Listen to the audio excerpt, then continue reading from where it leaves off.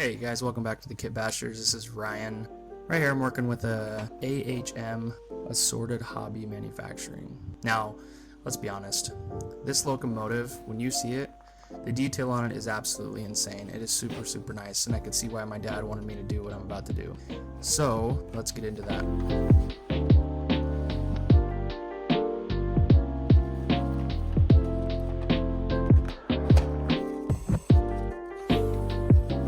What I'm going to be doing with this locomotive is turning it into a free roller. Now, the reason that my dad wants me to turn this into a free roller is because he wants to be able to run this behind another locomotive to give the illusion that he is carrying a heavy load over Stampede Pass, and it requires the power of two of these locomotives. But he doesn't want to have to run two different locomotives on the track itself. He'd rather just have one that looks the part but doesn't actually work the part, if you know what I mean.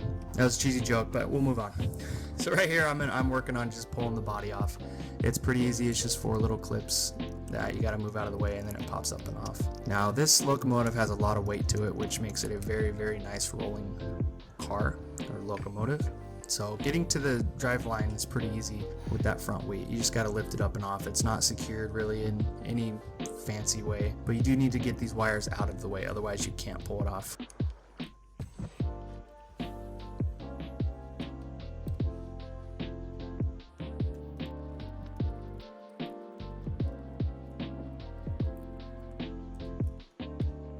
Eventually I get it up out of the way and set it off to the side.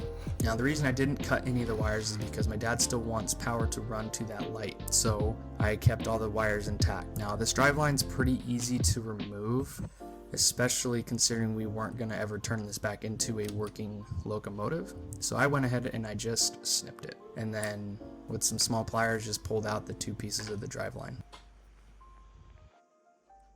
Now, I was actually surprised to see that there was only 1 driveline in here. I figured that it would have 2 drivelines, one to the front and the rear. So I'm checking the wheels now. I'm like thinking that was gonna fix it. I was wrong, and that made me have to prolong the project by another 20 minutes or so. It didn't take me more than about 30 minutes to do, but it did take me a little while. Now, I noticed that the worm gear that the driveline was turning to get the power to the wheels was the culprit. And it was pretty easy to get to after I figured out how to get the front trucks off. That was a little bit of a process.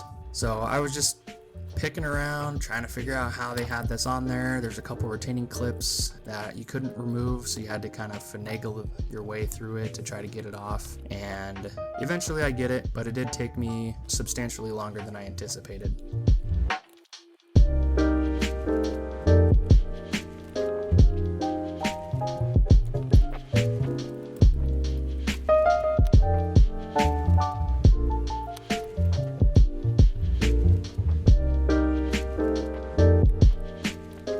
So finally I get the front trucks out, and getting the front worm gear, it wasn't hard.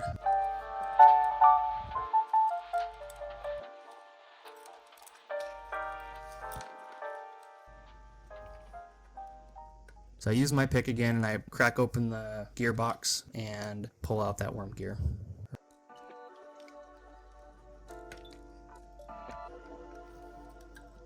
Right there. Boom. Worm gear's out. Now I got a free roller, and the wheels roll very nice. So now just got to do everything backwards and reassemble it.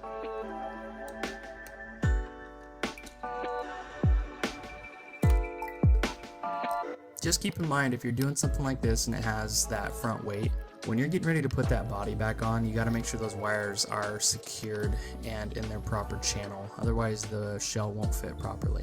I got a little piece of track here, and clearly you can see it rolls very nice, and I was very happy with how well it rolls. And like I said earlier, with that extra weight that it has, it rolls very nice.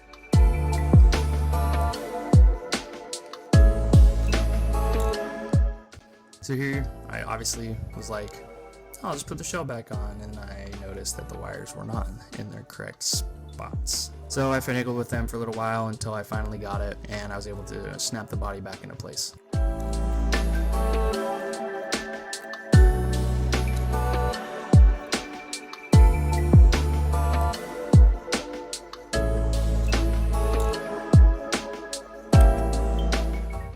And just like that, body's back on, and now we have a free rolling locomotive.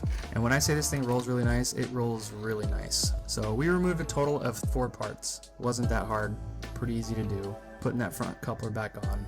Now we'll probably switch these couplers out for knuckle couplers. That'll be something my dad will do.